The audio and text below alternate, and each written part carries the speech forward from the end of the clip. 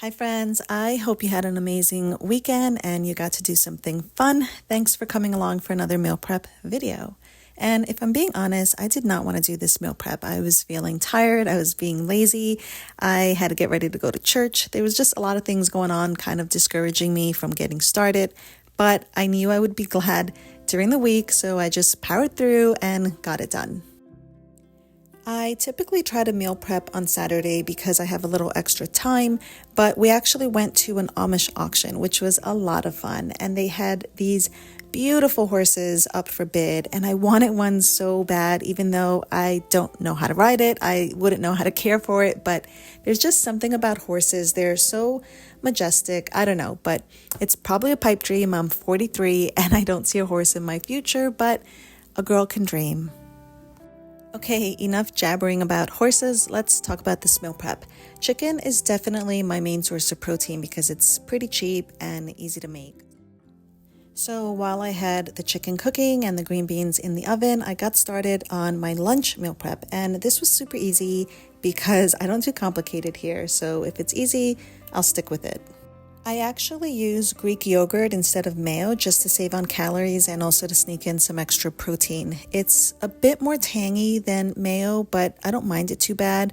I definitely prefer mayo, but I'm just doing it this way for today. And speaking of protein, if you're having a hard time fitting it in, you should absolutely try protein powder. I use Premier Protein. It has 30 grams of protein per 2 scoops, and I make it with milk. I think it tastes better, but it also adds more protein. And when I do that, I get 38 grams of protein just for a protein shake, which I think is pretty good. You can make it with water to save on calories, and you'll still get 30 grams of protein. I try to get about 130 grams of protein a day, so I really like having the protein powder because on days where I fall short of that goal, I can just make a protein shake before bed. Normally I just make white rice, but this really sweet couple at church gave me a couple of boxes of rice pilaf, so that was a treat because we never have that. And they're such a cute couple. The husband is actually a Purple Heart recipient from the Vietnam War, and the wife is just like everybody's grandma. She just loves buying people things. So you guys might know that I normally buy iceberg lettuce because it's cheaper, but I like to mix in some spinach just to help make it more nutritious. But this time I actually had romaine and I'm still adding the spinach, and I'm just assembling my little containers and I'll put the tuna fish on top.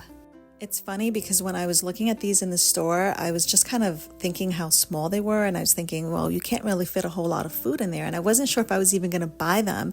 And then I had to laugh at myself. And I remembered the purpose of these little containers is portion control. So yes, they're going to be smaller. And if you're not into meal prepping and putting your food into these containers, another option might be just going to Amazon and buying a portion control plate because it just helps kind of figure out how much of everything you're supposed to have.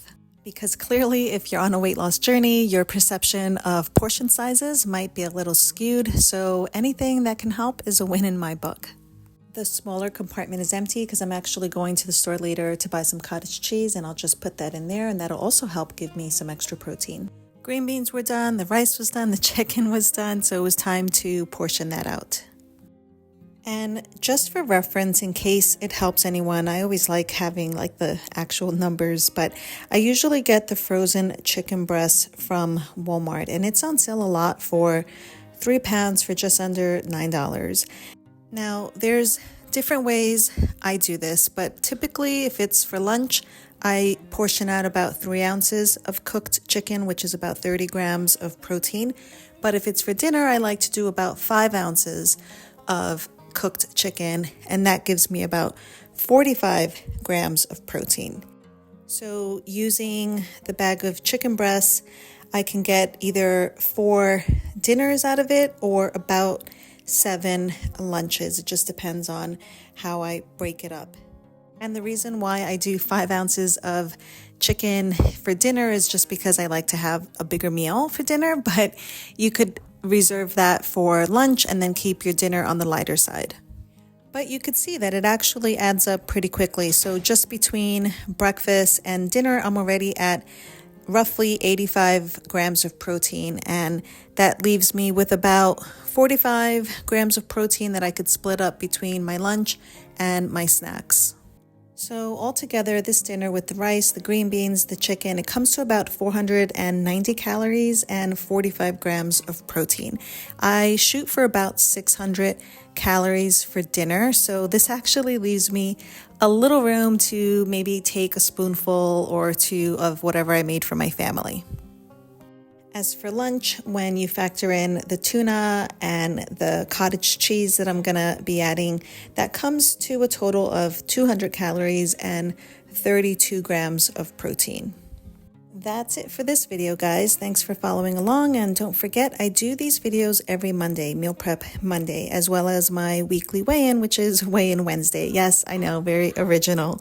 If you like that kind of thing, don't forget to like and subscribe, and I'll catch you next time. Bye.